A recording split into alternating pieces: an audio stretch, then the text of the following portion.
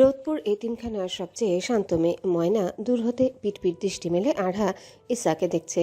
দৃষ্টিতে খানিক উদাসিতা, কিছুটা আফসোস আর অনেকটাই ঈর্ষা। ময়না আড়হা হতে বছর দুয়েক ছোট হবে, এবার ম্যাট্রিক পরীক্ষায় টপ করেছে বোর্ডে। আড়হার সাথে বেশ ভালো সখ্যতা তার, প্রায়শই সময় কাটাতো আড়হা এতিমখানায় যায়, সেখানেই ময়নার সাথে তার সখ্যতা হয়। ময়না আড়হার তুলনায় আহামরি সুন্দর না হলেও একদম ফেলে দেওয়ার মেয়েও না। গোলগাল পুষ্টমুখ, ছোট ছোট চোখ, চোখানাক অন্য সব বাঙালিদের মতো হালকা বাদামি চামড়ার। এই দুনিয়াতে রূপ গুণের কোনো মূল্য নেই, আছে শুধু অর্থ, ক্ষমতা আর জোরের মূল্য। যদি সত্যিকার অর্থে রূপগুণের কোনো মূল্যই থাকতো, তবে আজ ময়নার পাশেও আড়হা আপার মতো এক রাজপুত্র থাকতো। তার জীবনও অনেক সুন্দর গোছানো হতো। বড় কাঠগাছের আড়ালে দাঁড়িয়ে মনে মনে আফসোস স্বরে ভাবল ময়না। দীর্ঘ নিঃশ্বাস ফেলে ছাউনির দিকে এগিয়ে গেল সে। দূর হতে একজোড়া চোখ কুৎসিক লালসা দৃষ্টি মেলে চেয়ে রইল ময়নার যাওয়ার পানে। চেয়ারম্যান বাড়ির নামায় বিশাল পুকুর পাড়, পুকুর পাড়ের চারিপাশ বাঁধানো, সিঁড়িগুলো ইট পাথরে বাঁধানো। পুকুরের চারিপাশে সারি সারি কাঠগাছ, মেঘাচ্ছন্ন দিন, গুমোট আকাশ, মৃদু মৃদু হাওয়া বইছে, দূর আকাশের কালো মেঘগুলো হাওয়ায় ভাসছে। পুকুরে পা ভিজিয়ে শেষের সিঁড়িতে বসে আছে আড়হা ইসাক, টুকিটাকি গল্পে মশগুল। ইসাক বরাবর অল্পভাষী মানুষ, চঞ্চলতা আড়হার স্বভাব। এই পুকুর পাড়ে হাজারো স্মৃতি জড়ানো আড়হার। ইসাকের সাথে বাল্যকালে স্মৃতিচারণ করে কখনো হাসছে, কখনো আবার মন খারাপ করছে আড়হা। ভালো শ্রোতাদের মতো ইসাক মন দিয়ে আড়হার প্রত্যেক কথা শুনছে, আড়হার প্রত্যেক অঙ্গভঙ্গিমা নিখুঁতভাবে পরখ করছে। আড়হার প্রত্যেক অঙ্গভঙ্গিমায় ঠোঁটের কোণে হাসি, সবকিছুতে যেন কোনো এক অদৃশ্য আকর্ষণ শক্তি, মায়া আছে, যা থেকে দৃষ্টি সরিয়ে নেওয়া বড্ড দুষ্কর। আড়হার প্রশ্নে ইসাকের ভাবনাচ্ছেদ হয়। আড়হার অবাক কণ্ঠে প্রশ্ন, কোথায় হারিয়েছেন? ইসাক নড়ে চড়ে বসলো, গলা পরিষ্কার করে বলল, আপনার কথা শুনছিলাম। আচ্ছা তাই? আপনার মুখভঙ্গিতে তো তা মনে হচ্ছে না।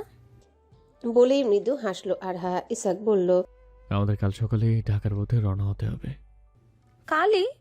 এত জলদি? হ্যাঁ, কাউকে কিছু না জানিয়ে হুট করে চলে এসেছি। আগামীকালের ভেতরেই ঢাকা ফিরে যেতে হবে। খানিকক্ষণ চুপ থেকে কিছু একটা ভেবে আড়হা আওড়ালো, আমি আপনার সাথে যাব, কিন্তু আমার শর্ত আছে। কপাল কুঁচকে এলো ইসাকের, বিমূর্ষরে বলল, কি শর্ত?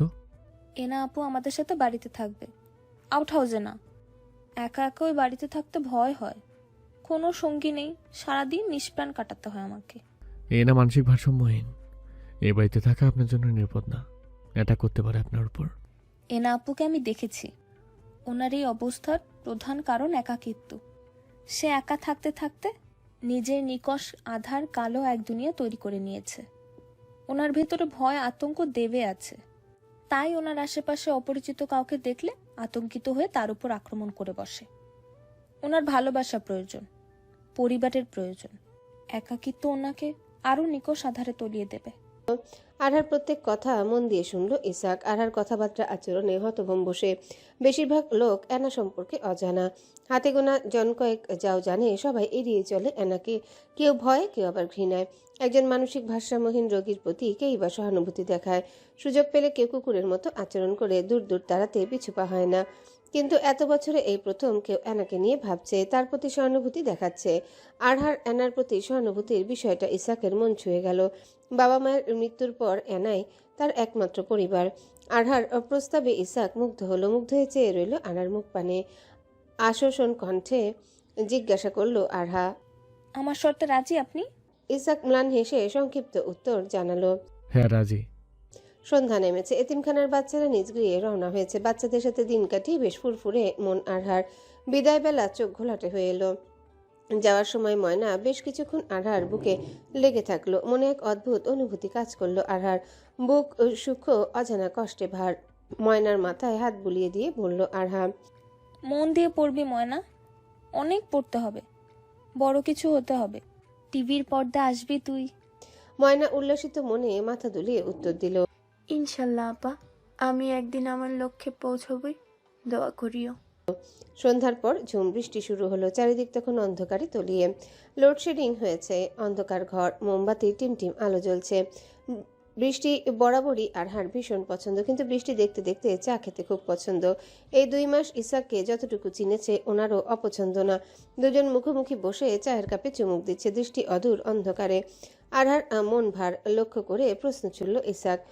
বাড়ি ছেড়ে যাবেন বলে মন খারাপ? আরহা আগের মতো অদূর অন্ধকারে দৃষ্টি রেখে উত্তর দিল। হুম, কিন্তু খুব মনে পড়বে সবাইকে। সময় করে আবার আসবো আমরা, তখন বেশি করে থেকে যাব, কেমন? ইসাকের দিকে মুখ ফিরিয়ে মুচকি হেসে হ্যাঁ সূচক মাথা দুলিয়ে বলল আরহা। আচ্ছা। গভীর রাত, বৃষ্টির বেগ তখনও কমেনি। টিপটাপ বৃষ্টি পড়ছে, শীতল আবহাওয়া। আরহা গভীর ঘুমে তলিয়ে দরজা ভিড়ানো অন্ধকারে কেউ দরজা ঠেলে সাবধানী পায়ে প্রবেশ করলো। ঘরে মাটি জড়ানো কাদামাখা পায়ের ছাপ পড়ল। বিছানার সামনে এসে থামলো। মানুষটার রক্তিম দৃষ্টি কয়েক মুহূর্ত আরহার পানে চেয়ে রইল। ঝুঁকে ফিসফিস করে আরহার কানে বলল। তোমার মৃত্যুর সময় ঘনিয়ে এসেছে আরহা, খুব তাড়াতাড়ি তোমার প্রাণ দেহ ছাড়বে। বলেই কেউ আরহার মুখে বালিশ চেপে ধরল। বিদঘুটে হাসি হাসি উচ্চস্বরে কান ফেটে যাচ্ছে। আরহা ছটফট করছে। আরহা হাত পা ছোড়াছুড়ি করছে, নিঃশ্বাস নিতে পারছে না। কালো মাস্ক পরা মানুষটার দৃষ্টিতে অগাধ হিংস্রতা। দরজার কাছে সাদা শাড়ি পরিহিতা বাচ্চা কোলে এক নারীকে দেখলো আরহা। হাতছানি দিয়ে তাকে ডাকছে, নিয়ে যেতে এসেছে আরহাকে। নিঃশ্বাস বন্ধ হয়ে আসছে, চোখ উল্টে যাচ্ছে। আচমকা চিৎকার করে বিছানা ছেড়ে তড়াক করে উঠে বসলো আরহা। বড় বড় নিঃশ্বাস ফেলছে। প্রভাত বেলা, বাহিরে মৃদু আলো ফুটেছে। আরহা অনবরত হাঁপাচ্ছে, চোখ মুখ তখনও আতঙ্ক ভারী। আরহার চিৎকারে জেগে গেছে ইসাক। আরহার দিকে পানি এগিয়ে দিল ইসাক। পানি গিলে কিছুটা শান্ত হলো। পিঠে হাত বুলিয়ে বলল ইসাক। আপনি ঠিক আছেন আরহা? কি হয়েছে? খারাপ স্বপ্ন দেখেছেন? আরহা কোনো রকম হ্যাঁ সূচক মাথা দুলালো। শরীর দুর্বল লাগছে, গলা দিয়ে আওয়াজ আসছে না, ভীষণ কষ্ট হচ্ছে। ইসাক হয়তো বুঝলো, টেনে নিয়ে বুকে জড়িয়ে ধরলো আরহাকে। মাথায় আঙ্গুল ডুবিয়ে আলতো করে হাত বুলিয়ে দিতে দিতে বলল। কিচ্ছু হবে না, আমি আছি। আরহা চোখ বুজে বেশ কিছুক্ষণ ইসাকের বুকে মাথা হেলিয়ে বসে রইল। চার দেয়ালের ভিতর অস্বস্তি লাগছে, সতেজ হাওয়ার প্রয়োজন। মৃদু মৃদু কণ্ঠে বলল আরহা। বারান্দায় যাব।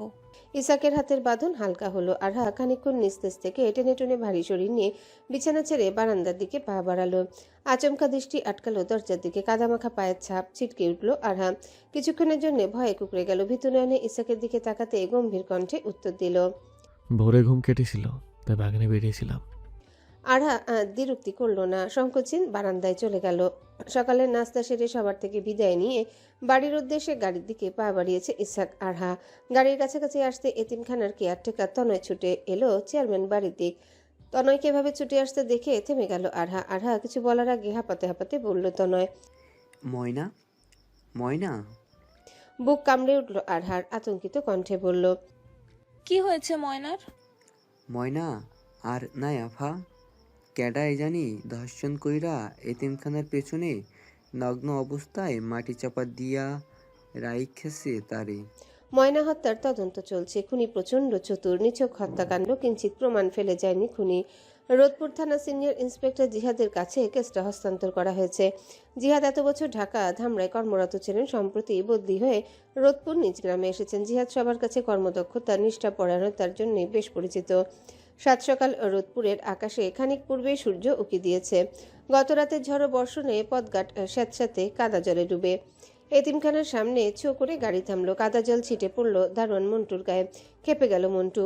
চোখ মুখ অন্ধকার করে বিচ্ছিরি ভাষায় গালি দেওয়ার জন্য যেই উদ্যত হলো, দেখলো পুলিশের গাড়ি দমে গেল। গাড়ি থেকে জিহাদ নামতে দেখে মন্টুর কাঁপাকাঁপি শুরু হলো। জড়সড়ভাবে দাঁড়িয়ে কম্পিত কণ্ঠে বলল। সালাম সাহেব। জিহাদ উত্তর দিল না। তীক্ষ্ণ দৃষ্টিতে একবার মন্টুর দিকে চেয়ে ভিতরে চলে গেল। সূক্ষ্ম দৃষ্টিতে চারিদিকে চোখ বুলিয়ে দেখে নিল একবার। তারপর অফিস রুমের দিকে অগ্রসর হলো। বারেক হাসান মাত্রই অফিসে বসেছে। গত রাতে ঘন বর্ষণের পর বেশ ভালো ঘুম হয়েছে। টুল টুল চোখ, নিদ্রাভাব পুরোপুরি কাটেনি এখনো। সকাল হতে গভীর রাত অবধি অফিসে কাটানো তার নিত্যদিনের অভ্যাস। দীর্ঘ 20 বছর ধরে এতিমখানায় তিনি কর্মরত। শিক্ষাগত যোগ্যতা খুব একটা নেই, ওই সামান্য উচ্চ মাধ্যমিক অবধি সীমিত। কিন্তু এত বছরের কর্মদক্ষতায় যোগ্যতা অর্জন করে নিয়েছে। কারো থেকে তার বিরুদ্ধে এখন অবধি কোনো নালিশ আসেনি। কিন্তু কিছুদিন পূর্বে ময়না হত্যাকাণ্ড, তার উপর আঙ্গুল উঠেছে বহুবার। দরজা খোলার শব্দে ভাবনাচ্ছেদ হলো। বারেক মোটা ফ্রেমের চশমাটা টেবিলের উপর থেকে তুলে মুছতে মুছতে চোখে পড়ল। সুস্পষ্টভাবে ইন্সপেক্টর জিহাদকে দেখে হকচকিয়ে উঠে দাঁড়ালো। তোতলানো স্বরে বলল। স্যার, স্যার থাক, সব ঠিক আছে তো স্যার? উত্তর দিল না জিহাদ। বারেকের সামনাসামনি চেয়ারটায় বসলো, দৃষ্টি দৃঢ়, মুখে টেনে টুনে হাসি এনে বারেক বিনয়ী স্বরে বলল, কি নিবেন স্যার, গরম নাকি ঠান্ডা? বারেক, এত স্যার স্যার করো কেন? অতিরিক্ত চোরের লক্ষণ জানো? বেশ বিরক্ত স্বরে বলল জিহাদ। বারেক অনিচ্ছা সত্ত্বে মৃদু হাসলো, আমতা আমতা করে জিজ্ঞাসা করলো, খুনির কোনো তথ্য মিলেছে স্যার? খুনির সন্ধান তো তুমি দেবে।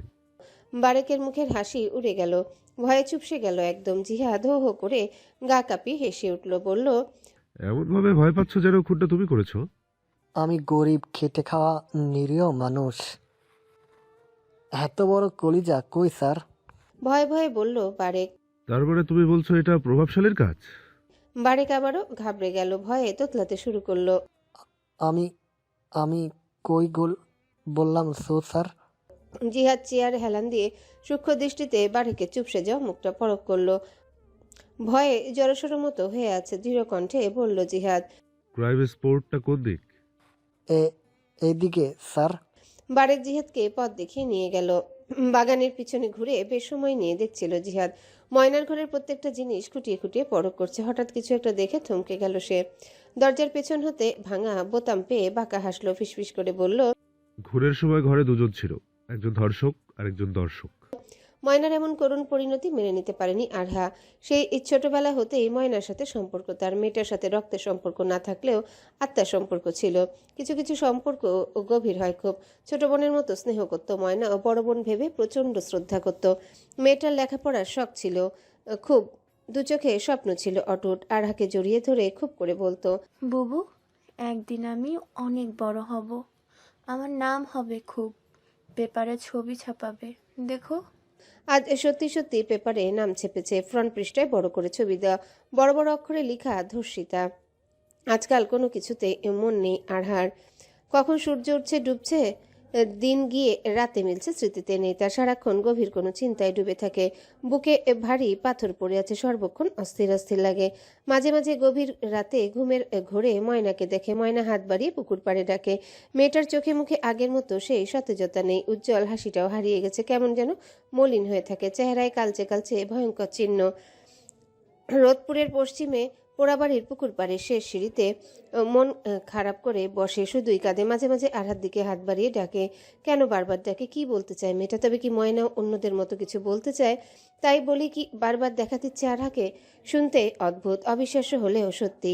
আরহা মৃত মানুষের আর্তনাদ শুনতে পায়। তার আশেপাশের পরিচিত কেউ মারা গেলে সে তাদের দেখতে পায়, তাদের সুপ্ত কষ্টগুলোকে পড়তে পারে। স্বপ্ন জগতে তাদের সাথে গল্প করে খুব, তাদের দুঃখগুলো শুনে। এই তো সেইবার যখন পুকুর পড়ে নীলা মরল, রোজ রাতেই তাকে পুকুর পাড়ে দেখতো।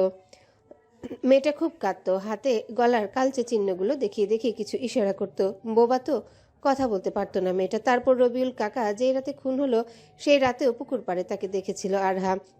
ক্ষত বিক্ষত ছিন্ন ভিন্ন, গলা কাটা, রক্ত ঝরা, কি ভয়ঙ্কর দৃশ্য। এরপর 4 দিন 104 ডিগ্রি জ্বর ছিল তার। এসব কথা ভাবিমা ছাড়া কাউকে বলে না আরহা। কাকেই বা বলবে? আর বললেও কেই বা বিশ্বাস করবে? রিমোট এসে লাগলো আরহার মাথায়। হাতের থালা ভরা খাবার মাটিতে ছিটিয়ে পড়ল। প্রচণ্ড আঘাতে ব্যথাতুর আর্তনাদ করে মাটিতে বসে পড়ল সে। চোখ ভরে এলো জলে।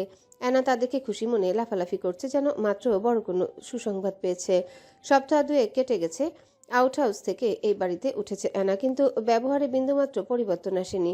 আগের মতোই আরহাকে দেখে ভয় পায়, হাতের কাছে যা পায় তাই ছুঁড়ে মারে। আরহা দিনরাত এক করে চেষ্টা চালাচ্ছে অ্যানার সাথে মিশতে, বন্ধুত্ব করতে, কিন্তু অ্যানা কিছুতেই তা মানতে নারাজ। আরহার বন্ধুত্ব সুলভ আচরণের বিপরীতে অ্যানা বরাবরই আঘাত করে যাচ্ছে। এই তো মাত্রই আরহা রাতের খাবার নিয়ে এসেছিল অ্যানাকে নিজ হাতে খাইয়ে দিবে ভেবে, কিন্তু অ্যানা খাবে না। উল্টো আরহাকে দেখে তার উপর প্রহার করে বসে। পাশের ঘরে ইসাক ছিল, সবে বাড়ি ফিরেছে। শোরগোলের শব্দে ঘর ছেড়ে বেরিয়ে আসে। আরহাকে মাটিতে পড়ে থাকতে দেখে ঘাবড়ে যায়। দ্রুত পায়ে আরহার দিকে এগিয়ে আসে, কপালে হাত চেপে চোখ বুজে আছে আরহা। ইসাক আরহার হাত সরিয়ে কপাল দেখল। কপালের ডান পাশে নীলাভ হয়ে গোল আলুর মতো ফুলে আছে। ইসাক তেতে গেল, অ্যানার দিকে চেয়ে চিৎকার করে বলল, কতবার বলেছি ওনাকে আঘাত করবো না, কথা কানে যায় না? ভয়ে জড়সড় মতো দাঁড়িয়ে থাকলো অ্যানা। ধীরে ধীরে দেয়ালের দিকে চেপে যাচ্ছে। সজোরে উচ্চস্বরে ধমক দিল, বলল ইসাক। আবার নিয়ে এসেছে, খাচ্ছেন না কেন? অ্যানা এবার কেঁদেই দিল, কাঁদো কাঁদো স্বরে বিড়বিড় করলো, আমার ইসে একবার পচা। পচা পচা পচা, আমার ইশাক ভাই পচা। ইসাক আরো কিছু বলতে যাবে তার আগে ইসাকের শার্টের হাতা টেনে ধরে আরহা। হচ্ছে কি? রাগ করছেন কেন? মেয়েটা কি জেনে বুঝে করেছে? এত বছর একা থেকেছে, স্বাভাবিক হতে, পরিবেশের সাথে মানিয়ে নিতে কিছুটা সময় দিন তাকে। ইসাক ছোট নিঃশ্বাস ছাড়লো, উচ্চস্বরে নার্সকে ডাকলো, ক্রোধে চেঁচিয়ে বলল, এখন থেকে 24 ঘন্টা এই ঘরে থাকবে। এনার সবকিছু তুমি দেখবে, সবটাই মানবে, সব ক্লিয়ার?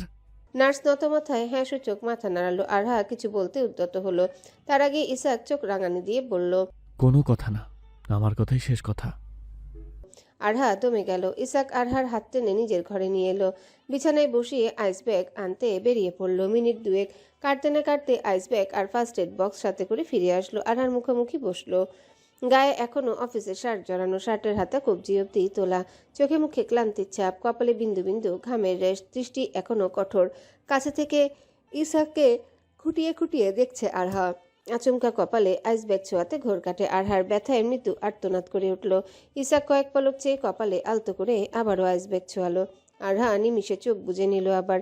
ইসাক আরহার দিকে ঝুঁকলো, অনড় চেয়ে রইল আরহার ব্যথাতুর অশ্রু স্নাত চোখ জোড়ায়। আখি পল্লবে এখনো অশ্রু রেশ রয়ে গেছে খানিক, তীর তীর কাঁপছে ঠোঁট।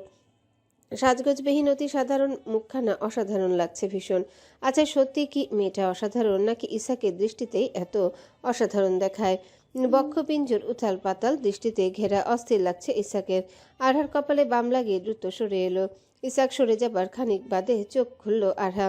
কাবার্ড হতে শার্ট বের করে গায়ে জড়াচ্ছে ইসাক। শার্টের বোতাম আটকাতে আটকাতে বলল, পরশু কক্সবাজার যাচ্ছি আমরা, তৈরি থাকবেন। আমাকেও যেতে হবে? হ্যাঁ, না গেলে হয় না। আপনাকে ঢাকায় রেখে যেতে চাচ্ছি না। এখানে ঠিক আছি আমি। আপনাকে রেখে সেখানে ঠিক থাকবো না আমি। আর দ্বিরুক্তি করল না আরহাম, চুপচাপ মেনে নিল। ইসাক আবারও প্রশ্ন ছুড়ল, খাওয়া হয়েছে? না, আপনার অপেক্ষায় ছিলাম। ক্ষুধা পেয়েছে? নিচে চলুন। উজ্জ্বল ভোর, ঘড়িতে 8টা বাজতে চলেছে। তৈরি হয়ে এয়ারপোর্টের উদ্দেশ্যে বেরিয়ে পড়ল। গন্তব্য কক্সবাজার, সেখানে ইসাকের হোটেলে উঠবে। আগামী 2 সপ্তাহ সেখানেই থাকবে ইসাক। নতুন যেই প্রজেক্টটা শুরু করেছে, তুরস্কের কোম্পানি ওটাতে ইনভেস্ট করেছে। যৌথভাবে হোটেলের কাজ চলছে। পরিদর্শনের জন্য আগামীকাল বাংলাদেশে আসছেন ওনারা। কোম্পানির চেয়ারম্যান হয়ে ইসাকের থাকাটা আবশ্যক। আরহাদের গাড়ি গেট পার হতেই পেছন থেকে কালো কাচে ঘেরা আরেকটা গাড়ি পিছু নিল। 40 মিনিটে পৌঁছে গেল কক্সবাজার। ম্যানেজার গাড়ি পাঠিয়েছে, এয়ারপোর্টের বাইরে অপেক্ষা করছে। গাড়ি চড়ে ক্লান্ত শরীর সিটে এলিয়ে দিল আরহা। মিনিট দুয়েক গভীর ঘুমে তলিয়ে গেল। গাড়ির ঝাঁকুনিতে ইসাকের দিকে অনেকটাই ঝুঁকে পড়েছে। আর চোখে দেখলো ইসাক, মৃদু হাসলো। আলতো করে আরহা ঝুঁকে যাওয়া মাথা নিজের কাঁধে উপর রাখলো। গাঢ় ঘুম। আরহা ঘনিষ্ঠ হলো, বিড়াল ছানার মতো ইসাকের বুকে মিয়ে গেল। ঘন্টা দুয়েক হোটেলে পৌঁছালো।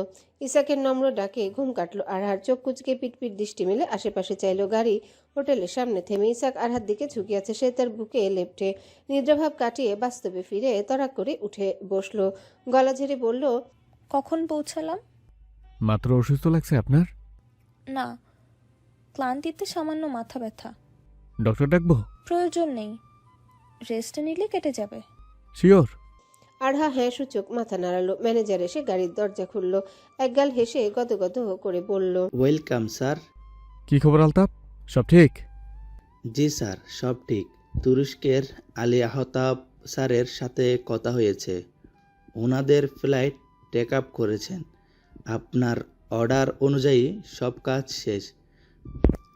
ক্লায়েন্টদের থাকা খাওয়া সব ব্যবস্থা আলাদা ভিআইপি কর্নারে করা হয়েছে।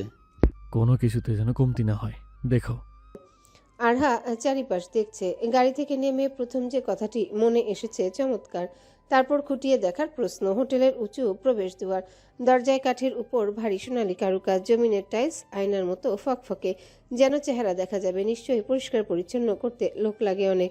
2 কদম পা চালাতে সামনে শাড়ি পরিহিতা কয়েকজন সুন্দরী নারীকে দেখল। তাদের প্রত্যেকের গায়ে একই রকম শাড়ি, একই রকম চুল বাঁধা সাজগোজ, উচ্চতা প্রায় এক, দেখতে মনে হচ্ছে যমজ। আরহাকে দেখে তাদের একজন এগিয়ে এসে একগাল হেসে বলল, ওয়েলকাম ম্যাম।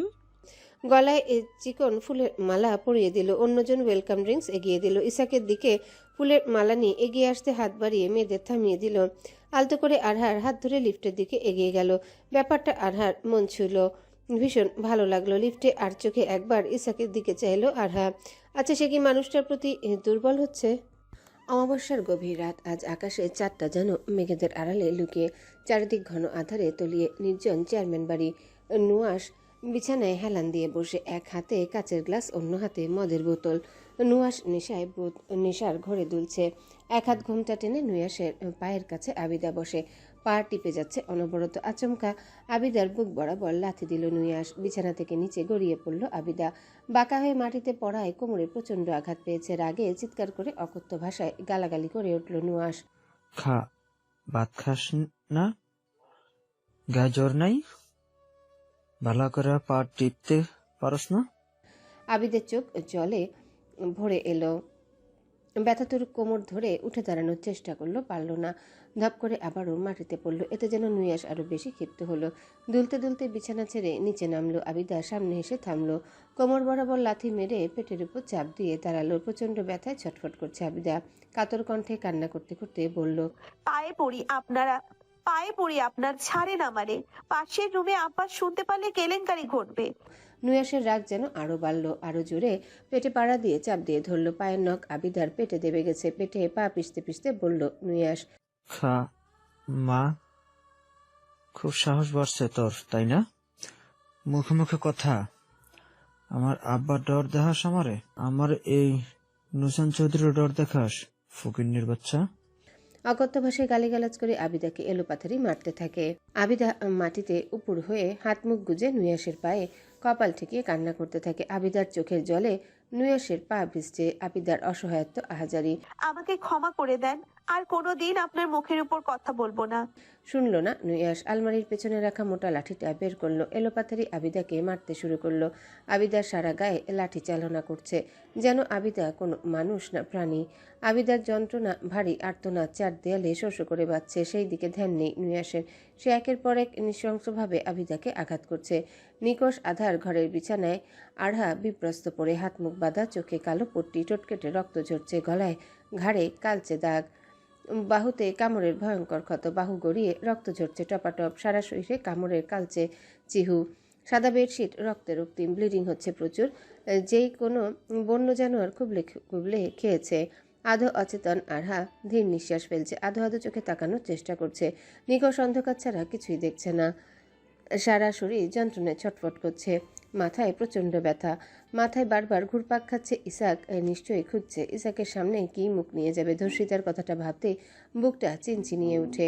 ঘন্টা পাঁচেক আগে, দুদিন হলো এখানে এসেছে। পাহাড়ে নীরে, সমুদ্র তীরে তরঙ্গের গুঞ্জন শুনতে বেশ ভালো লাগে আরহার।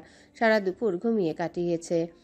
হাই ফেলতে ফেলতে বিছানা ছাড়লো। স্নান সেরে বিকালে বাগানে ঘুরছি। এমন বিশাল বিলাসবহুল 5 তারকা হোটেল এর আগে কখনো দেখেনি আরহা। যদিও বাংলাদেশে যে সকল বড় বড় 5 তারকা নামক হোটেল আছে, সেসব উন্নত বিশ্বে 3 তারকা নামে খ্যাত। বাগানের দক্ষিণ পাশে বিশাল পুল সাইডের পাশে জুসবারে এসে এক খালি টেবিলে বসলো আরহা। তুরস্ক থেকে ক্লায়েন্ট এসেছে, ভীষণ ব্যস্ত ইসাক। এখনও মিটিং রুমে স্টাফদের সাথে মিটিং চলছে। এই তো দুপুরে তুরস্কের ক্লায়েন্টের সাথে লাঞ্চ ছিল, ইসাকের সাথে আরহাও ছিল। লাঞ্চ করে রুমে ফিরে সারা দুপুর ঘুমিয়ে কাটিয়েছে সে। ইসাক এখনও মিটিং রুমে, ক্লায়েন্টের সাথে মিটিং সেরে এখন আবার স্টাফদের সাথে। নিঃশ্বাস ফেলবার ফুরসত নেই তার। কোমল রোদের আলতো স্পর্শ খারাপ লাগছে না আরহার, বেশ ভালোই লাগছে। পুলের দিকে মুখ করে বসে আছে। বিকাল হলেও পুল সাইডের ভিড় কমেনি, বরং বাড়ছে। সন্ধ্যার পর 3D মুভি চলবে, সেই আগ্রহে লোকজনের ভিড় দ্বিগুণ হচ্ছে। কেউ এসেছে পরিবারের সাথে, কেউ বন্ধুদের নিয়ে, কেউ আবার হানিমুনে। নবদম্পতিদের দেখলেই বোঝা যায় চেনা আহামরি দুষ্কন্যায়। তাদের চোখে মুখে অন্যরকম উজ্জ্বলতা বিরাজ করে। ঠোঁটে প্রাণবন্ত হাসি, দৃষ্টি লজ্জায় মাখামাখি। আকস্মিক পেছন হতে মেয়েলিটাকে সাড়া ফিরল আরহার। ঘাড় ফিরিয়ে পেছনে চাইতে দেখল অল্প বয়সী এক মহিলা দাঁড়িয়ে, সম্ভবত ওয়েটার। চেহারায় একগাল হাসি। আরহা প্রশ্নসূচক দৃষ্টিতে তাকালো। ওয়েটার আরহার টেবিলে ওরিও মিল্কশেক রেখে মুচকি হেসে বলল, গুড ইভিনিং ম্যাম, স্যার পাঠিয়েছে। কোনো প্রত্যুত্তরে সুযোগ না দিয়ে চলে গেল মেয়েটা। মিল্কশেক হাতে তুলতে তুলতে ট্রেতে পড়ে থাকা চিরকুটে নজর আটকালো। ভ্রু কুচকে এলো আরহার। চিরকুট মেলল। গোটা গোটা অক্ষরে লেখা, 3rd ফ্লোরে 315 নম্বর রুমে অপেক্ষা করছি। আরহা সন্ধিহান দৃষ্টিতে চিরকুটটা দেখলো কিছুক্ষণ। ফোন রেখে ইসাক হঠাৎ চিরকুট পাঠালো কেন? বেশ কিছুক্ষণ ভাবনা চিন্তা করে ফোনটা হাতে তুলল। ইসাকের মোবাইলে ফোন করতে যেও কিছু একটা ভেবে থেমে গেল। ইসাক কি কোনো সারপ্রাইজ প্ল্যান করেছে? যদি তাই হয় তাহলে আরহার ফোন কলে ইসাকের সব পরিশ্রম ভেস্তে যাবে। মিল্কশেক শেষ করে শটান হয়ে উঠে দাঁড়ালো। বড় বড় ধাপ ফেলে লিফটের দিকে এগিয়ে গেল। লিফট থেকে নামার সময় মাথা চক্কর মারল আরহার। চোখ ঘোলা হয়ে আসছে। মাথা ঝাঁকি দিয়ে সোজা হয়ে দাঁড়ালো। বার কয়েক নিঃশ্বাস ফেললো। সামনের দিকে পা বাড়ালো। এলোমেলোভাবে ধাপ ফেলে সামনের দিকে এগিয়ে গেল আরহা। 315 নম্বর রুমে দরজা ধরে দাঁড়ালো। চোখে ঘোলা দেখছে। দুবার শ্বাস ফেলে বেল চাপলো। ভেতর থেকে দরজা খুললো। ভেতরে প্রবেশ করে চারিদিকে অন্ধকার দেখলো আরহা। মাথা ধরছে, গলা দিয়ে আওয়াজ আসছে না। জোর নিয়ে ধীরে আওয়াজে ইসাক ডাকলো কয়েকবার। প্রত্যুত্তর এলো না। আচমকা পেছন হতে কেউ চোখ বেঁধে চুলের মুঠি টেনে ধরলো। আরহা ছিটকে উঠল। কিছু বোঝার আগেই টেনে হিঁচড়ে বিছানায় নিয়ে ফেললো মানুষটা। শরীরের রক্ত যেন হিম হয়ে আছে। আরহা চিৎকার করে উঠল। হাত পা ছড়াছড়ি করলো। লোকটা আরহার হাত আটকে ফেললো। আরহার গায়ের কাপড় টেনে ধরতে কাঁদতে কাঁদতে বলল, আরহা কে আপনি? দোহাই আল্লাহ, আমি বিবাহিতা, ছেড়ে দিন আমায়।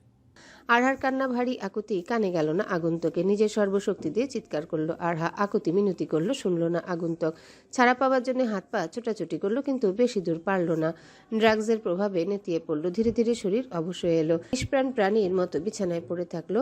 চোখ কান খোলা, কিন্তু না কিছু দেখছে না শুনছে আরহা। অনুভূতি শক্তিটাই হারিয়ে গেছে যেন। আরহার গায়ের কাপড় টেনে টুনে ছিলল। ক্ষুধার্ত হিংস্র প্রাণীর মতো আরহাকে খুবলে খুবলে খেলো। এভাবে কতক্ষণ চলল স্মৃতিতে নেই। যখন আরা সজ্ঞানে ফিরল, নিজেকে বিছানায় বিব্রস্ত অবস্থায় দেখতে পেল। বর্তমান হোটেলের প্রত্যেক রুম তালাশ করছে ইসাক। চারিদিকে লোকজন ছড়িয়ে পড়েছে। 6 ঘন্টা ধরে আরহা নিখোঁজ। সিসি ক্যামেরার ফুটেজে আরহাকে শেষবার 3 তলায় নামতে দেখেছে। 3 তলায় প্রত্যেকটা রুম তন্ন তন্ন করে খুঁজছে। হঠাৎ এক রুমের সামনে দিয়ে যাওয়ার সময় গোঙানো কান্নার আওয়াজ শুনে থেমে যায় ইসাক। আচমকা বুক ধক করে উঠল। দরজা খোলা নড়বড় পায়ে ভিতরে প্রবেশ করলো ইসাক। অন্ধকার আচ্ছন্ন নিকষ ঘর। বিছানার দিকে থেকে মৃদু মৃদু গোঙানি, যন্ত্রণা কাতর আহাজারি। আওয়াজটা অপরিচিত নয়, বেশ পরিচিত ইসাকের। দ্রুত পায়ে বিছানার দিকে এগিয়ে গেল। পাশের টেবিল ল্যাম্প জ্বালাতে দেখলো বিছানায় উপর হয়ে পড়ে আছে রক্তাক্ত ও বিভ্রস্ত আরহা। শরীরের জায়গায় জায়গায় ভয়ঙ্কর ক্ষত। প্রচণ্ড ধাক্কায় স্তব্ধ ইসাক। গায়েবিন্দু মাত্র জোর নেই। অবশ্যই আসছে। হাত পা ধপ করে মাটিতে বসে পড়ল। কয়েক মুহূর্তের জন্যে মস্তিষ্ক ভাবনা শূন্য। তীব্র শোকে পাথর যেন। বেশ কিছুক্ষণ স্তব্ধ নীরব কাটল। ইসাকের রক্তিম দৃষ্টি গলে অশ্রু ঝরছে অনবরত। হুঁশ ফিরল আর আহাজারি কান্নায়, রাগে জিদে যন্ত্রণায় পাগলের মতো নিজের চুল টানতে লাগলো। আশেপাশে ছুটাছুটি করছে। আরহাকে এমন অবস্থায় দেখে দিশেহারা হয়ে পড়েছে। মস্তিষ্কের কার্যক্ষমতা বন্ধ হয়ে গেছে। রাগ যে যন্ত্রণা মাথা চেপে ধরেছে। কি করবে সে? আচমকা আরহার দিকে দৃষ্টি আটকালো। থেমে গেল পা। দ্রুতগতিতে বিছানায় উঠে চাদর মুড়িয়ে বুকে জড়িয়ে ধরল আরহাকে। ভয়ে কাঁপা কাঁপা হাতে গাল ছুঁইল আরহার। মৃদু আওয়াজে ডাকলো। ইসাকের মুখ পানে পিটি ব্যথাতুর দৃষ্টি মেলে তাকালো আরহা। শরীরে বিন্দু পরিমাণ শক্তি নেই। নিঃশ্বাসের গতি থেমে থেমে যাচ্ছে। ইসাকের রক্তিম নয়ন অশ্রু স্নাত। আরহা ঠোঁট নাড়িয়ে কাতর কণ্ঠে ডাকলো, ইসাক। ঠোঁট কাঁপছে ইসাকের। প্রতিউত্তরে কিছু বলবে ইসাক, তার পূর্বেই জ্ঞান হারালো আরহা। গতরাতে মোহাব্বত চৌধুরী নুয়াস আবিদা চিটাগং পৌঁছেছে। আরহার এমন খবর পেয়ে কোনো রকমে ছুটে এসেছে। এই 2 দিন আরহা চোখ খুলে পাগলের মতো আচরণ করছে। সবাইকে ভয় পাচ্ছে। কারো কোনো কথা শুনছে না। যাকেই দেখছে ভয় পাচ্ছে। জোরে জোরে চিৎকার করছে, কান্না করছে। হাতের কাছে যা পাচ্ছে ছুঁড়ে মারছে। গতকাল আবিদাকে কাছে পেয়ে কিছুটা শান্ত হয়েছে। মোহাব্বত চৌধুরী নিজের মেয়ের এমন করুণ দশা কিছুতেই সহ্য করতে পারছে না। পুরোপুরি ভেঙে গেছে তিনি। যে মেয়ে শরীরে কোনোদিনও ফুলের টোকা অবধি লাগতে দেয়নি, সর্বক্ষণ মাথা তুলে রেখেছে নিজের প্রাণের চেয়ে প্রিয় ফুলের মতো পবিত্র মেয়েটার এমন ক্লিষ্ট শোষণীয় অবস্থা মেনে নিতে পারছেন না। খানিক বাদে জল ভরে আসছে চোখে। হু হু করে কেঁদে উঠছে। আকাশ পানে চেয়ে মোনাজাতে চোখের পানি ফেলে খোদাকে প্রশ্ন করছে বারবার, কি দোষ ছিল মেয়েটার? কেন এত কষ্ট দিল মেয়েটাকে? জারাফ কেবিনের সামনে গম্ভীর বসে আছে। ঢাকা থেকে কক্সবাজার পর্যন্ত আরহাদের পিছু নিয়েছে। অনেকদিন ধরেই আরহার সাথে যোগাযোগ করার চেষ্টা করছে জারাফ। আরহা মানছিল না। তাই ভেবেছিল কক্সবাজার এসে আরহার মুখোমুখি হবে। আরহাকে নিজের সামনে রেখে নিজের নির্দোষ হবার প্রমাণ দিবে, মানিয়ে নিবে। তাই ক্রমাগত পিছু করে আরহা। সেদিন বিকালে আরহার সাথে যখন দুর্ঘটনা ঘটল, জারাফ পুল সাইডে ছিল, নজর রাখছিল। আরহাকে একা পাবার সুযোগ খুঁজছিল, পেয়েও গেল। কিন্তু যেই আরহার কাছে আসবে অমনি আরহা চেয়ার ছেড়ে উঠে দাঁড়ালো। চোখের পলকে ভিড়ের মাঝে কোথাও মিলিয়ে গেল। আশেপাশে খুঁজলো, জারাফ পেল না। ধরে নিল আরহা ইসাকের সাথে আছে। রাতে যখন ইসাক আরহাকে খোঁজাখুঁজি শুরু করলো, জারাফের কলিজা চাপ দিল। ভয়ে জমে গেল। নিজেকে দিশেহারা মনে হলো। যখন পেল আরহা ইসাকের বুকে চাদর জড়ানো রক্তাক্ত। ইসাক কাচ্ছে পাগল পাগল হয়ে আরাকে নিয়ে গাড়ির দিকে ছুটছে। জারাফ স্তব্ধ। কয়েক সেকেন্ডে নিজেকে সামলে নিয়ে গাড়িতে চড়ে বসলো। অদ্ভুত হলেও সত্যি জারাফকে দেখে ইসাক চমকালো না, যেন সে আগে থেকে জানে জারাফ এখানে আছে। আরহাকে এমন আহত অবস্থায় দেখে কি হয়েছে বুঝতে কষ্ট হলো না জারাফের। বুক ফেটে চাপা চিৎকার করে বেরিয়ে আসতে চাইছে, কেঁদে উঠল জারাফ। যে আরাফের দিকে হাত বাড়ালো ইসাক তেতে উঠল। আরহাকে আরও শক্ত করে বুকে চেপে ক্ষিপ্ত দৃষ্টিতে জারাফের দিকে তাকালো। তীব্র কষ্ট যন্ত্রণার আগে জারাফের মস্তিষ্ক কাজ করা বন্ধ করে দিয়েছে। এখন কি তার আরহাকে সে ছুতেও পারবে না? হসপিটাল পৌঁছানো পর্যন্ত আরহার মুখ পানে এক দৃষ্টিতে চেয়ে থাকলো জারাফ। প্রত্যেকটা সেকেন্ড যেন বছর সমান। সেই থেকে এই 2 দিন এক কাপড়ে হসপিটালেই জারাফ। আরহার সুস্থ ক্ষত গাঢ় না হলেও মানসিকভাবে প্রচণ্ড আহত। জারাফ মনে মনে নিজেকে কষছে বারবার, কেন সেদিন আরহাকে হারালো, খুঁজলো না। যদি খুঁজতো তাহলে হয়তো আজ আরহা সুস্থ থাকতো, ভালো থাকতো। ইসাক আরহার কেবিনের দরজায় হেলান দিয়ে দাঁড়িয়ে। এই মুহূর্তে ইসাকের জারাফের প্রচণ্ড অসহ্য লাগছে। ইচ্ছে করছে কোনো অদ্ভুত শক্তি দিয়ে ইসাক নামক ব্যক্তিটাকে দুনিয়া থেকে গায়েব করে দিতে। এই মানুষটার জন্য আজ আরহার এই অবস্থা। এই দুর্দিনে অধিকার নিয়ে তার পাশে যে দাঁড়াতে পারছে না সে। ভেতরে ভেতরে জারাফ রাগে ফুঁসছে। চটে গিয়ে ইসাকের কলা চেপে ধরল। 5 স্টার হোটেলের সিকিউরিটি যে এত দুর্বল যে হোটেল মালিকের স্ত্রীর সাথে এমন এক জঘন্য ঘটনা ঘটে যায়, সিসি ক্যামেরার ফুটেজও গায়েব হয়ে যায়। হাস্যকর তাই না? কি ভেবেছ ইসাক ইব্রাহিম এখানে বসে থাকা সবাই তোমার কথা বিশ্বাস করেছে বলে আমিও করব? কি বলতে চাও সরাসরি বলো। ইসাকের ভঙ্গিমা বিহীন শক্ত উত্তর। প্রশাসনের কেউ জড়িত না থাকলে সিকিউরিটি রুম থেকে সিসি ক্যামেরার ফুটেজ ডিলিট হয় কি করে? তিরুকে ড্রিঙ্কস সার্ভ করা মেয়েটাও গায়েব। অদ্ভুতভাবে মেয়েটার কোথাও কোনো ইনফরমেশন নেই। সবকিছু এটাই পয়েন্ট করে তুমি সবকিছুতে জড়িত। এসব তোমার নির্দেশে হয়েছে। আরহা আমার স্ত্রী, তার উপর বৈধ অধিকার আছে আমার। আমি কেন এমনটা করব? কেন করছো তা তুমি বলবে। হয়তো তুমি করেছো, না হয় কাউকে দিয়ে নিজের স্ত্রীর ধর্ষণ করিয়েছ। ইসাক এবার খেপে গেল। মুঠি বন্ধ করে এলোপাতারি জারাফের নাকে মুখে ঘুষি দিতে লাগলো। জারাফও পিছিয়ে নেই। মনের সকল ঝাঁজ তিক্ততা দিয়ে ইসাককে খাবলে ধরেছে। একজন আরেকজনকে আঘাত করছে। নুইয়াস, মোহাম্মদ চৌধুরী সহ আরো কয়েকজন ছুটে এসে দুজনকে ছাড়ায়। চারিপাশে ভিড় জমেছে। ইসাক রাগে ফুঁসছে, যেন চোখ দিয়ে গিলে খাবে জারাফকে। নুইয়াস ক্ষিপ্ত হয়ে দাঁত চিবুতে চিবুতে বলে, আমার বোন অসুস্থ আর এখানে তারে নিয়ে তামসা শুরু করছো তোমরা? জারাফের ঠোঁট কেটে রক্ত ঝরছে। হাতের উল্টো পিঠে রক্ত মুছে রাগে ফোঁসফোঁস করতে করতে বলল, ভাইজান, এই লোককে বিশ্বাস করবে না। আমাদের তিরুর সাথে যা খারাপ হয়েছে তার পেছনে নিশ্চয়ই এর কোনো হাত আছে। তুমি দুধে ধোয়া তুলসী পাতা। খারাপ তুমিও। তিরুর লগে কম করো নাই জাফর। আমি তিরুকে ভীষণ ভালোবাসি। বিয়ে না করার পেছন থাক, আর কইতে হইব না। জানতে চাই না কিছু। কাল থেকে আমার তো তোমার চেহারা দেখা গা জ্বলতাছে। খারাপ কিছু ঘটাইতে চাই না, চইলা যাও। জারাফ ইসাকের দিকে ক্ষিপ্ত দৃষ্টিতে তাকিয়ে বেরিয়ে গেল। নুইয়াস বেঞ্চে ধপ করে বসে পড়ল। দুনিয়াতে সবচেয়ে বেশি নিজের বোন আরহাকে ভালোবাসে সে। ছোট থেকে পরম আদরে তিল তিলে বড় করেছে। আজ অব্দি আরহার কোনো আবদার, কোনো ফরমাইশ অপূর্ণ রাখেনি। চাওয়া মাত্র সব হাজির করেছে। যদি কোনোদিনও আরহা আকাশের চারটা আবদার করত, হয়তো নুইয়াস বোনের সেই আবদার মিটাতে আকাশের চারটাকেও মাটি টেনে রাখত। দুজনের বয়সের বড় ব্যবধান হওয়ায় আরহাকে বোন না, নিজের সন্তানের মতো করে আগলে রেখেছে। নুইয়াস রাগে হাতের উপর হাত কসলাচ্ছে। দাঁতে দাঁত চেপে গড়গড় করে বিড়বিড় করছে, একবার ওই জানোয়ারের বাচ্চাটারে হাতে পাই, ওর কলজা সিরা কাউয়ারে খাওয়ামু। ও শরীর টুকরা টুকরা কইরা পুরা রোদপুরের কুত্তারে খাওয়ামু, বিলামু।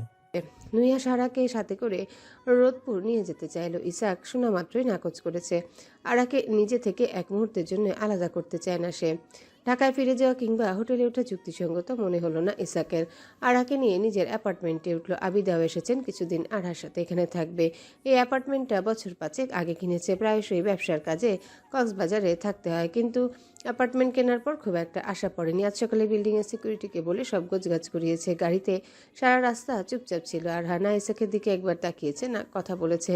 ইসাক আগে বাড়িয়ে কথা বলতে আসলেও আরহা আবিদার পেছনে মুখ লুকিয়ে এড়িয়ে গেছে। অ্যাপার্টমেন্টে পৌঁছাতে বিকেল হলো।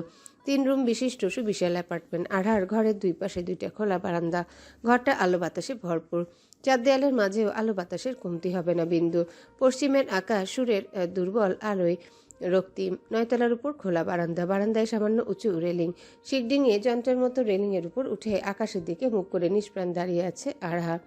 গায়ে ভারী চাদর মোড়ানো, চেহারায় ক্ষত এখনো স্পষ্ট, নিস্তেজ আখি জোড়া জলে টলমল। মনে মনে বিধাতার কাছে অভিমান জড়িত হাজার অভিযোগ। জীবন নামক ভেলাটাকে ভীষণ ভয় করছে।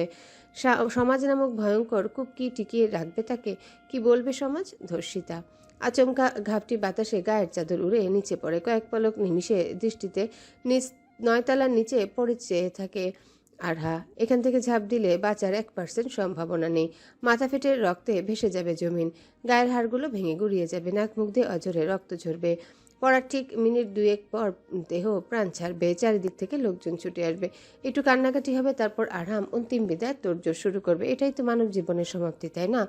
মাথা উঁচিয়ে আকাশপানে চেয়ে নিঃশ্বাস ছাড়ল আরহা। এই 9 তলা হতে ঝাঁপ দিয়ে মৃত্যুকে গ্রহণ করতে ভয় করছে না আরহার, যতটা ভয় করছে সমাজের সামনে দাঁড়াতে। প্রচণ্ড আত্মসম্মান সম্পন্ন মানুষ আরহা, কলঙ্ক নিয়ে বাঁচতে পারবে না সে। এই তিক্ত জীবন চায় না তার। মস্তিষ্ক হাজারো এলোমেলো ভাবনায় আওলানো। এই জীবন হতে যেন মৃত্যু শ্রেয়। চোখ বুজে নিল, চোখের কোণ বেয়ে কয়েক ফোঁটা অশ্রু গড়িয়ে পড়ল। রেলিংয়ে দাঁড়িয়ে হাত পা ছড়িয়ে দিল, শো শো বাতাস কানে বাজছে। সামনের দিকে পা বাড়ালো, যেই ঝাঁপ দিবে অমনি কেউ পেছন থেকে টান দিল। তাল সামলাতে না পেরে বারান্দার মেঝেতে কারো বুকে পড়ল। চোখ মেলে তাকালো ইসাক আতঙ্কিত দৃষ্টিতে তার দিকে তাকিয়ে। প্রচণ্ড বুক কাঁপছে তার, চেহারা ভয়ে নীল। ইসাক হাঁপাচ্ছে, হৃদস্পন্দন আরহার কান অব্দি পৌঁছাচ্ছে। আরহাকে ঝাঁকুনি দিয়ে প্রচণ্ড ধমকে বলল, পাগল হয়েছেন? কি করছিলেন আপনি? আরহা এবার চুপ থাকতে পারল না। ইসাকের বুকে ধাক্কা দিয়ে নিজেকে ছাড়িয়ে তড়াক করে উঠে দাঁড়ালো। কাঁদতে কাঁদতে চিৎকার করে বলল, এই জীবন যন্ত্রণা, কলঙ্ক চাই না আমার। কাঁদতে কাঁদতে আবারও রেলিংয়ের দিকে ছুটে গেল আরহা। ইসাক দ্রুত পায়ে এগিয়ে এলো, আরাকে পেছন হতে আষ্টে পৃষ্ঠে শক্ত করে জড়িয়ে ধরে নিমিষ কণ্ঠে বলল, ভালোবাসি। আরা স্তব্ধ, থমকে গেল, শান্ত হলো, শরীর নিস্তেজ। ইসাকের বুকে ঢলে পড়ল। আরহার পিঠ ইসাকের বুকে যত্ন করে আগলে ধরল আরহাকে। ইসাকের ভারী ভারী ঘন নিঃশ্বাস কাঁধ ছুঁয়েছে আরহার। কণ্ঠে প্রচণ্ড তৃষ্ণা।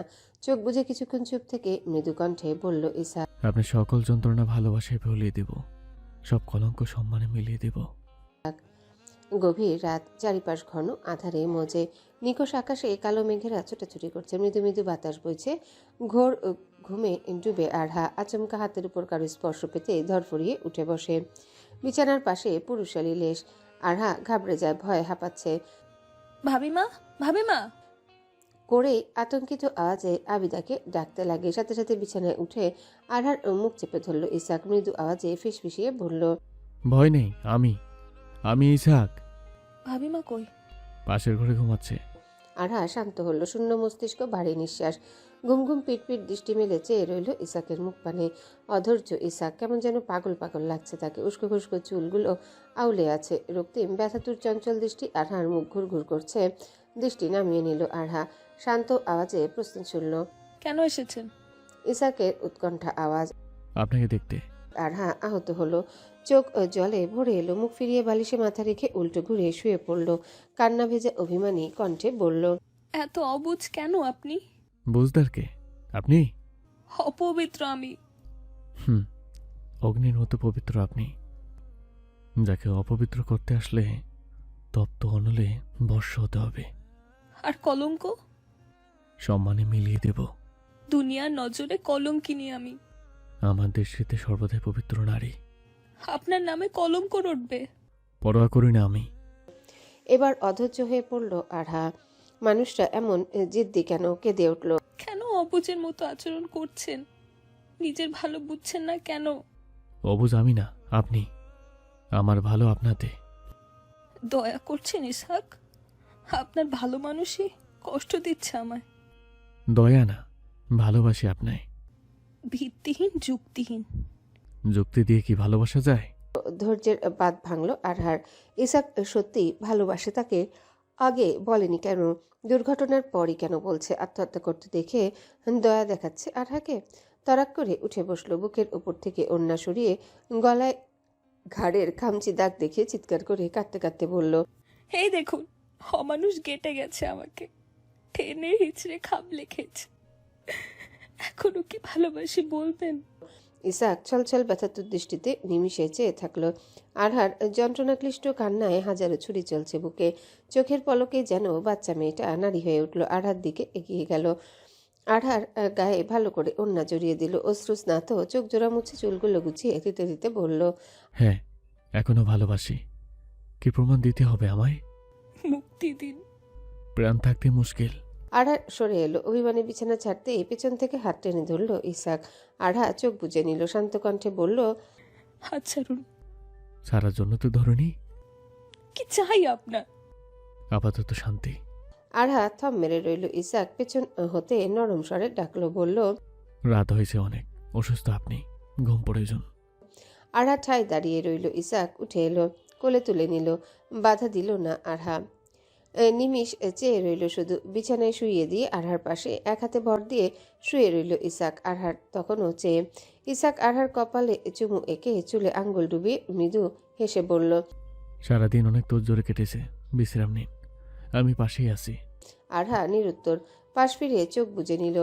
আগের মতো অপলক নিবদ্ধ দৃষ্টিতে চেয়ে রইল ইসাক। অলস দুপুর, বাহিরে কাঠফাটা রোদ, তৃষ্ণার্ত কাক কাকা করছে। আবিদার কোলে মাথা রেখে চোখ বুজে আরহা। ঘুম নেই, ফোলা ফোলা নিদ্রাহীন অলস চোখ। আবিদা যত্ন করে চুলে বিলি কেটে দিচ্ছে। আরহার নিষ্প্রাণ মুখ, চোখের কোণ বারবার জলে ভরে আসছে। ফোঁস তপ্ত নিঃশ্বাস ফেলছে। আবিদা নম্র কণ্ঠে বলল, কি পাগলামো শুরু করেছিস তিরু? নিজের জীবন দিতে চাইছিস, বাড়ি ছাড়ছিস। আরহার নিষ্প্রাণ আওয়াজ, এই কলঙ্ক নিয়ে বাচ্চার চেয়ে মরে যাওয়াই ভালো। মরে যাওয়া ভালো? মরে যেয়ে কি হবে? মুক্তি। আজাবের ভয় হয় না? আত্মহত্যায় কবরেও ঠাঁই নাই তিরু। তাহলে গলা টিপে মেরে ফেলো। দুনিয়ার আজাবে শ্বাস ফেলতে প্রচন্ড কষ্ট হচ্ছে আমার। মৃত্যুই কি সবকিছুর সমাধান? এভাবে বেঁচে থাকারও মানে হয় না। আর আপনজন? লাশের কোনো আপনজন হয় না। ইসাক সাহেব? কোনো উত্তর খুঁজে পেল না আরহা। আবিদার কোলে মুখ গুজে হু হু করে কেঁদে উঠল। অল্প কিছু দিনে মানুষটার প্রতি প্রচণ্ড দুর্বল হয়ে পড়েছে সে। এই মানুষটাকে ছেড়ে যাবার কথা ভেবেও কষ্ট হচ্ছে। ইদানিং ওনার পাগলামো আরহাকে আরো দুর্বল করে দিচ্ছে। না পারছে তার সাথে থাকতে, না পারছে দূরে সরে যেতে। ফুপিয়ে উঠল আরহা। কাঁদতে কাঁদতে বলল, আমার জীবন আধারে ঠেকে গেছে ভাবিমা। ভালোবাসা সূর্যের মতো উজ্জ্বল, পৃথিবীর সব আধার কাটাতে সক্ষম।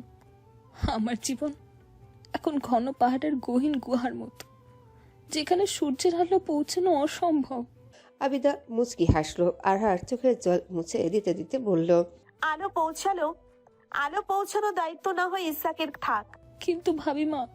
আবিদা কথা কেটে বুঝানোর কণ্ঠে বলল, জীবন সর্বদা সরল রেখায় চলে না। চলার পথে হাজারো ঝড়ঝাপটা উথাল পাথাল আসবেই। তাই বলে হেরে গিয়ে থেমে থাকলে চলবে না। চলতে হবে, বাঁচতে হবে, ঘুরে রুখে দাঁড়াতে হবে, ধৈর্য ধরে সাহস করে বাঁচতে হবে। আমরা রোজ মরি, রোজ জন্মাই, এটাই জীবন, এটাই নারী। আত্মহত্যার ভীতু চিন্তা মাথা থেকে ছেড়ে ফেলো তিরু। এক বুক সাহস নিয়ে নতুন করে বাঁচতে হবে তোকে। প্রত্যুত্তর করল না আরহা।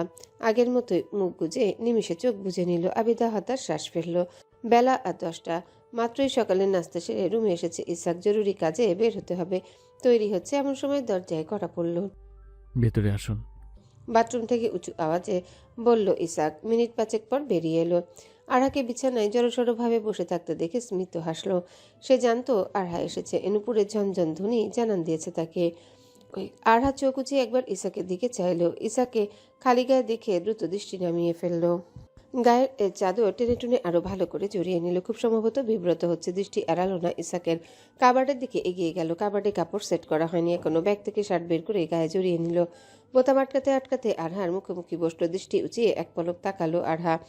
ইসাকের ভেজা চুল কপাল ছুঁয়েছে। স্নিগ্ধ চোখ মুখ, মাত্রই বুঝি গোসল সেরেছে। চোখাচোখি হতে সাথে সাথে মাথা নুয়ে নিল। কিন্তু ইসাক আগের মতো একই দৃষ্টিতে চেয়ে বেশ সহজভাবেই আরহার হাত জোড়া হাতের ভাঁজে নিয়ে নিল ইসাক। আরহার গালে ক্ষতে আলতো ঠোঁট ছুঁয়ে দিল। আচমকা এমন কাণ্ডে শিওরে উঠল আরহা। মাথা নুয়ে কিছুক্ষণ পর প্রশ্ন করল, ঘৃণা হয় না আপনার? হুম, ভালো লাগে। আরহা তপ্ত নিঃশ্বাস লুকালো। ইসাক বলল, গার হতে বাড়ি ছাড়া বোধ নেমেছে। উত্তর দিল না আরহা। ইসাক আবারও বলল, জরুরি কাজে বাড়ি থেকে বেরোচ্ছি, কিছু প্রয়োজন আপনার? আরহা মাথা দুলালো। লাগবে না তার। তারপর আবারও চুপ। কিছু বলতে চান? ঢাকা ফিরে যেতে চাইছি। এখানে দম বন্ধ হয়ে আসছে আমার। কিছু ভেবে বলল। হাতে কিছু কাজ আছে, পরশু রওনা হই। আচ্ছা। ইসাক বিছানা ছেড়ে উঠে দাঁড়াতে দাঁড়াতে বলল। বের হচ্ছে, নিজের খেয়াল রাখবেন। গাড়ি এয়ারপোর্টের উদ্দেশ্যে রওনা হয়েছে ঘন্টা দুয়েকের পথ। আরহা আবিদার সাথে পেছনে বসেছে খোলা জানালা। চোখের সামনে বড় বড় পাহাড় গাছপালা মিলিয়ে যাচ্ছে, কোমল রোদের ঝলকারি মুখে লাগছে। বিশুদ্ধ হাওয়ায় অবাধ্য কেশ চোখে মুখে পড়ছে। ভেজা চুল এখন অনেকটাই শুকিয়ে গেছে। বিরক্তি নিয়ে হাত উঁচিয়ে খোপা করতে উদ্যত হলো আরহা। এমন সময় লুকিং গ্লাসে চোখ পড়ল। ইসাক চেয়ে আছে অপলক, খোপা করা হলো না। রিবুন হয়ে মুখ ফিরিয়ে বাহিরে তাকালো। ইসাক মুচকি হেসে বিড়বিড় করলো। দূর হতে আমি তারে সাধিব, গোপনে বিরহ ডোরে বাঁধিব। এক সপ্তাহ হলো ঢাকায় ফিরেছে আরহারা। এই এক সপ্তাহে কিছুটা স্বাভাবিক হয়ে উঠেছে সে। আজকাল দিনের বেশিরভাগ সময়টা এনার সাথে কাটে তার।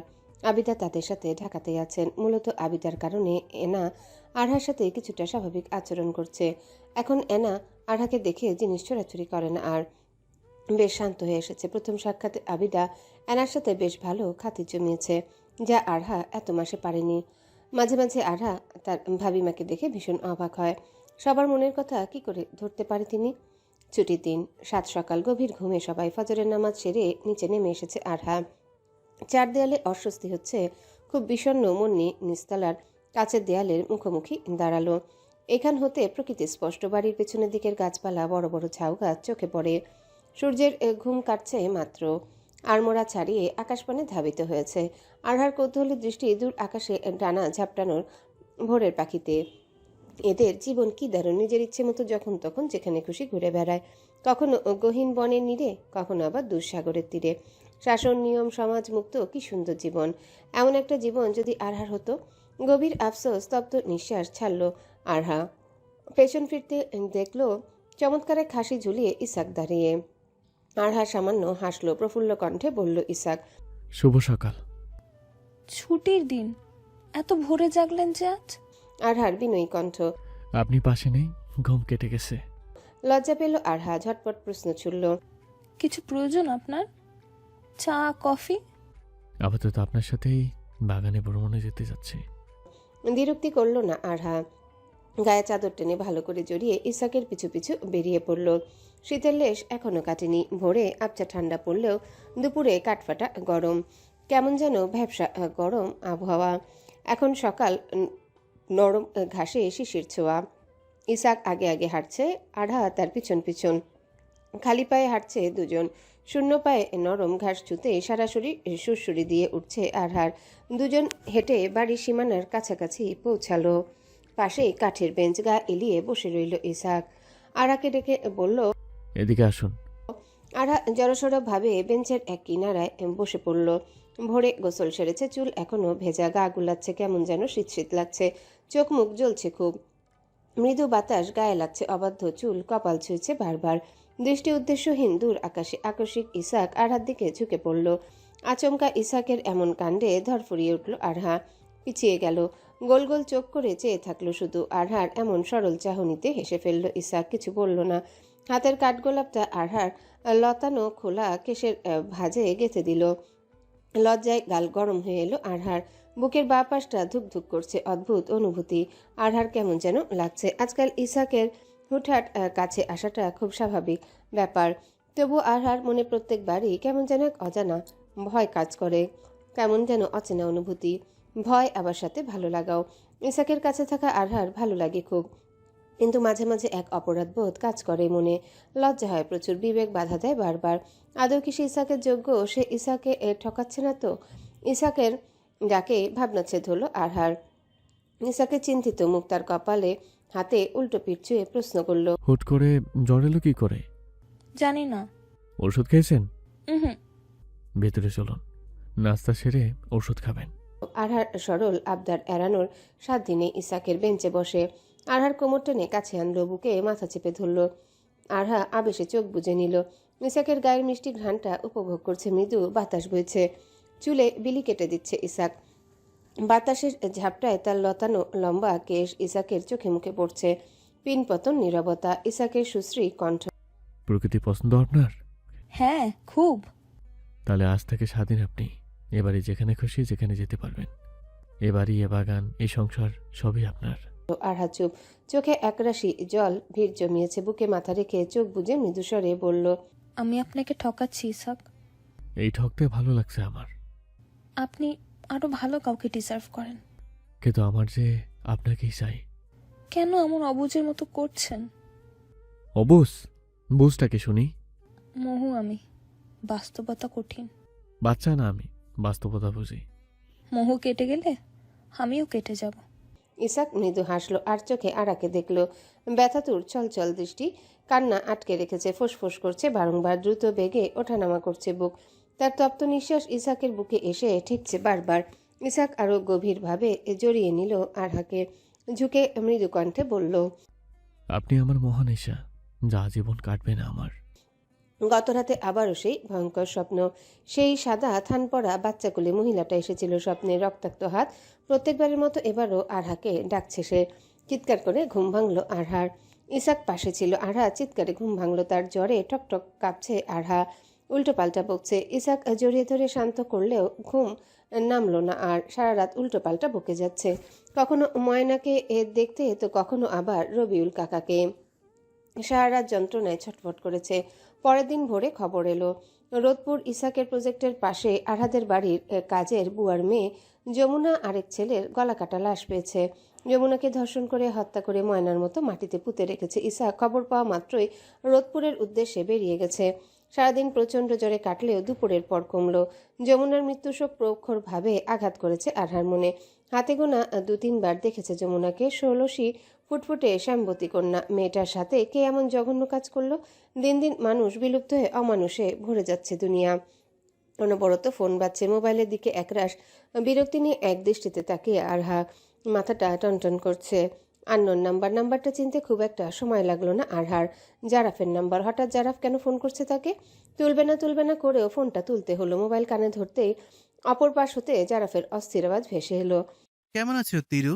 আরহার চোখ মুখ কালো হয়ে এলো, ভ্রু কুচকে জবাব দিল, ভালো। শরীর সুস্থ? কেন ফোন করেছেন? ব্যস্ত তুমি? না। জরুরি কথা ছিল, দেখা করতে পারবে একটু? আরহা চুপ। অপর পাশে হতে জারাফের অশান্ত আওয়াজ, শেষবার তিরু, তারপর কোনো দিন কোনো আবদার করব না। কিছু কথা জানানোর ছিল, যা জানানো না অবধি মরও শান্তি পাবো না আমি। আরহা এবারও চুপ। জারাফ আবারও বলল, প্লিজ তিরু, এভাবে মুখ ফিরিয়ে নিও না, একটা বার সুযোগ দাও প্লিজ। আরহা উত্তর দিল না কোনো, ফোনটা কেটে দিল। মোবাইল হাতে নিয়ে চুপচাপ বসে গভীর চিন্তায় ডুবে। আবিদা ঘরে এসে আরহাকে এভাবে গম্ভীর বসে থাকতে দেখে পাশে এসে বসলো, বলল, কে ফোন করেছে তিরু? ইসাক সাহেব? হুম, জারাফ। আবিদার কুঞ্চিত ভ্রু যুগল শটান হয়ে এলো, বলল, কি বলছে? দেখা করতে। কেন? জানি না, বললো কিছু কথা জানানোর আছে, যা জানাতে না পারলে মরেও নাকি তার শান্তি নেই। আবিদা চুপ। আরহা অশান্ত কণ্ঠে প্রশ্ন করল, ভাবিমা, কি করব আমি? যাব? তোর মন কি বলে? জানি না। কোপের নিচে যেমন অন্ধকার থাকে, তেমন চোখে দেখা সত্যের আড়ালেও অনেক অদেখা সত্য লুকিয়ে থাকে। এক পিঠ দেখেই কি সবটা বিচার বিবেচনা করা ঠিক? একটা সুযোগ দেব তাকে। দিলে ক্ষতি কি? কক্সবাজার তোর জ্ঞান ফেরার অপেক্ষায় দুরাত দুদিন এক পোশাকে বসেছিল, দেখা করে ধন্যবাদ তো জানানোই যায়। রৌদ্র উজ্জ্বল দিন। বিশাল নামি দামি হোটেলের কোনা টেবিলে আরহা বসে, মুখোমুখি চেয়ারটায় জারাফের হাসি উজ্জ্বল মুখ। কিছুতে যেন হাসি মিলছে না তার। এত মাস পর জারাফের মুখোমুখি বিব্রত আরহা। জারাফ হাসি মুখ করে বলল, কেমন আছো তিরু? ভালো। জানতে চাইবে না আমি কেমন আছি? ইচ্ছে নেই। আমি ভালো নেই তিরু, তোমাকে ছাড়া একদম ভালো নেই। জানতে চাইনি। জারাফ আহত কণ্ঠে বলল, এমন কঠিন হচ্ছে কেন? সহজ হওয়ার কারণ দেখছি না। আজও ভালোবাসি। ছেলে মানুষই, বিবাহিত আমি। তোমাকে না পার আফসোস চিরকাল থাকবে আমার। এবার আরহা বিরক্ত হলো, ফোঁস করে নিঃশ্বাস ছাড়লো, তেজি আওয়াজে বলল, কেন ডেকেছেন? জারাফ কয়েক পলক চেয়ে উত্তর দিল, বিয়ের দিন আমি পালাইনি, কিডন্যাপ হয়েছিল আমার। তাচ্ছিল্য হাসলো আরহা। আচ্ছা, তাই নাকি? অধৈর্য হয়ে পড়ল জারাফ, উত্তেজিত কণ্ঠে বলল, তিরু, আমি ভালোবাসি তোমাকে। তুমি ছাড়া আমার জীবনে বাকি সব মিথ্যা। তোমাকে পাবার জন্য কি করিনি আমি? যখন তোমাকে পাচ্ছিলাম তখন সব ছেড়ে কেন পালাবো আমি? হয়তো প্রতিশোধ। ধীর আওয়াজ আরহার। প্রতিশোধ? তোমার উপর প্রতিশোধ নেওয়ার আগে মৃত্যুকে গ্রহণ করব আমি। আরহা চুপ। জারাফ আবারও বলল, তোমার মনে হচ্ছে না এখানে কোনো ষড়যন্ত্র আছে? আমার কিডন্যাপিং, তোমার বিয়ে, হোটেল ইনসিডেন্টস। ইশারা কার দিকে আপনার? ইসাক ইব্রাহিম। চটে গেল আরহা। রাগান্বিত আওয়াজে চিৎকার করল, কি উল্টোপাল্টা বকছেন? মাথা ঠিক আছে আপনার? নিজের ভুল ঢাকার জন্য আজে বাজে বলছেন। জারাফ আরহাকে শান্ত করার চেষ্টা করলো, বলল, শান্ত হও তিরু, আবেগ দিয়ে না, বিবেক দিয়ে ভাবো। ওনার বিরুদ্ধে একটা কথাও না। কাঁধে ব্যাগ ঝুলিয়ে চেয়ার ছেড়ে উঠে দাঁড়ালো আরহা। সামনের দিকে পা চালালো। ততক্ষণে জারাফ ছুটে এসেছে। তিরু শোনো, আমার কথাটা তো শোনো একবার। কিছু শুনতে চাই না আর। সামনে ফিরতেই হতভম্ব আরহা। শরীর থরথর কাঁপছে, ভয়ে মেরুদণ্ড ঠান্ডা হয়ে আসছে। ধীর আওয়াজে ফিসফিসিয়ে বলল, ইসাক, আপনি এখানে? ইসাক জারাফ মুখোমুখি। আরহা টেবিলের মাঝ বরাবর চেয়ারে। গম্ভীর পরিবেশ। আরহার করুণ চাহনি। হাত পা অনবরত কাঁপছে। জারাফ আরহার ভয়ভীতিপূর্ণ মুখ দেখে একগাল হাসল। আশ্বস্ত কণ্ঠে বলল, ভয় পাচ্ছ কেন তিরু? ইসাক সাহেবকে এখানে আমিই দেখেছি। হতভম্ব আরহা জারাফের দিকে অবিশ্বাস্য দৃষ্টিতে তাকিয়ে ভয়ে ভয়ে আর চোখে ইসাকের দিকে একবার তাকালো। চোখ মুখ শক্ত, দৃষ্টি সামনের দিকে স্থির। আরহার দিকে একবারের জন্য তাকাচ্ছে না। ভীষণ শান্ত, থমথমে মুখ। কেন ডেকেছো জারাফ? জারাফ মৃদু হেসে বলল, ইসাক সাহেব, নিজের প্রশংসা না, তবে আমি বেশ অঙ্কুর মানুষ। অগোচরে লুকিয়ে চাপে কথা বলা আমার পছন্দ না। যা বলবো সামনাসামনি বলতে পছন্দ করি। ইসাক ভালো শ্রোতাদের মতো মনোযোগী হয়ে শুনছে। জারাফ আরহার দিকে দৃষ্টি রেখে বলল, আমি তিরুকে বিয়ে করতে চাই। মুহূর্তে পরিস্থিতি বদলে গেল। নীরব থমথমে পরিবেশটা আরো গাঢ় হলো। বিস্ফোরিত দৃষ্টিতে জারাফের দিকে তাকালো আরহা। রাগে হতভম্ব বিমূঢ়। ইসাক আগের মতোই শান্ত থমথমে বেস্বাভাবিক আওয়াজে বলল, তোমার বয়স অল্প, তবে মূর্খ বুদ্ধিহীন নও। আর বিবাহিত, আমি ওর স্বামী। বাকিটা নিশ্চয়ই ব্যাখ্যা করে বলতে হবে না? এখন যেহেতু আরহার অভিভাবক আপনি, তাই এই কথাটা আপনাকে বলছি। প্রস্তাব রাখছি, আপনার স্ত্রীকে বিয়ে করতে চাই। আমার তিরুকে আমি ফেরত চাই। তোমার স্পর্ধায় হতভম্ব। এমপি সাহেব শিক্ষায় নিশ্চয় ঘাটতি আছে, তাই এমন ব্যাধিব করার সাহস পাচ্ছে। বেয়াদবির কিছুই নেই, আমি আমার তিরুকে চাই। আমার তরি বলা বন্ধ করো। ওরা আমার বিবাহিত স্ত্রী। জারাফ তাচ্ছিল্য হাসল। আচ্ছা, কিন্তু আমার জানা মতে আপনাদের মাঝে স্বামী স্ত্রীর কোনো গভীর সম্পর্ক নেই। নাম মাত্র স্বামী স্ত্রী আপনারা। বিয়েটা তিরুর মতের বিরুদ্ধে। তো এই জোরপূর্বক সম্পর্ক রাখার মানে নেই। তিরুকে ডিভোর্স দিয়ে মুক্তি দিন।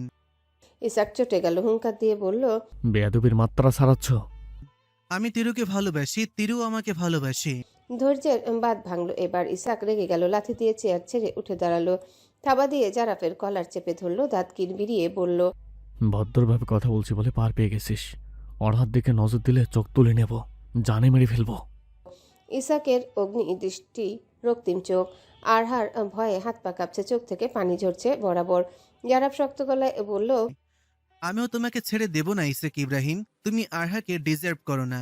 আরহা আমার, ওকে তোমার থেকে ছিনিয়ে নেব। অর্হার দিকে হাত বাড়ালে কলেজে ছিঁড়ে ফেলবো। জারাফ ফিচেল হাসল। তার জীবনে তুমি আমার স্থান জানো। তোমাকে না জানি আমার সাথে দেখা করতে এসেছে, সে আজও আমায় ভালোবাসে। ইসাক এবার নিয়ন্ত্রণহীন হয়ে পড়ল। চটে গিয়ে জারাফের মুখ বরাবর অনবরত ঘুষি দিতে লাগলো। জারাফও থেমে নেই। দুজনের মাঝে হাতাহাতি চলছে। আশেপাশে ভিড় জমেছে, মানুষ দেখছে। আরহা অনবরত কাঁদছে, ভয়ে ছোটাছুটি করছে। দুজনকে থামানোর চেষ্টা করছে, পারল না। তাদের পুরুষালী শক্তির সাথে আরহার দুর্বল শক্তি পেরিয়ে উঠল না। রেস্তোরাঁ কর্তৃপক্ষ এসে দুজনকে থামালো। জারাফের নাক মুখ দিয়ে রক্ত ঝরছে। ইসাকের ঠোঁট কেটেছে, রক্ত ঝরছে। হাতের পিঠ দিয়ে রক্ত মুছে রাগে ফোঁসফোঁস করছে। জারাফের দিকে তেড়ে যাচ্ছে বারবার। আরহা দেয়াল ঘেঁষে দাঁড়িয়ে ঠকঠক কাঁপছে, শূন্য মস্তিষ্ক। পুরো ঘটনাটাই মাথার উপর দিয়ে যাচ্ছে। জারাফের মনে এই ছিল, পূর্বের এর সামান্য আঁচ পেলেও কোনোদিনও আসতো না। আরহা নিজের উপর প্রচণ্ড রাগ হচ্ছে। কেন এই ঠকবাজ লোকটাকে বিশ্বাস করে ঠকছে বারবার? ইসাক কি ভাবছে তাকে চরিত্রহীন? আর চোখে ইসাকের দিকে তাকালো। রাগান্বিত রক্তিম চোখ, ঠোঁট কেটে রক্ত ঝরছে। ভীষণ হিংস্র দেখাচ্ছে ইসাককে।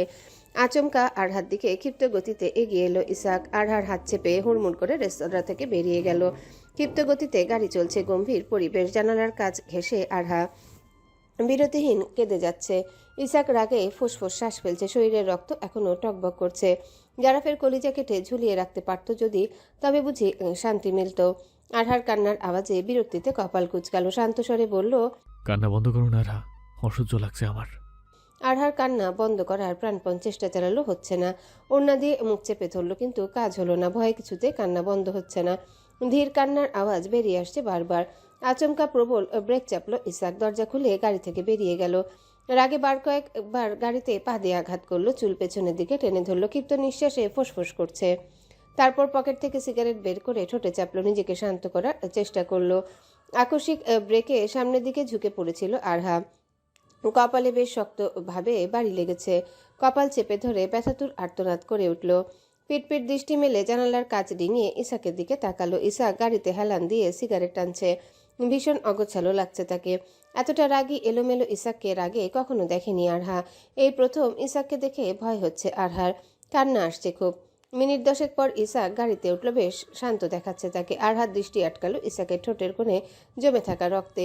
ওড়না নিয়ে সেদিকে হাত বাড়াতে থামিয়ে দিল ইসাক। গম্ভীর কণ্ঠে বলল, হ্যালো বন্ধুরা, পরবর্তী পার্ট খুব তাড়াতাড়ি আসবে, তো সবাই অপেক্ষায় থাকো। আর চ্যানেলটি যারা এখনো সাবস্ক্রাইব করোনি তারা পরবর্তী পার্ট দেখার জন্য চ্যানেলটি সাবস্ক্রাইব করে রেখো। ধন্যবাদ সবাইকে, আমাদের সাথেই থেকো।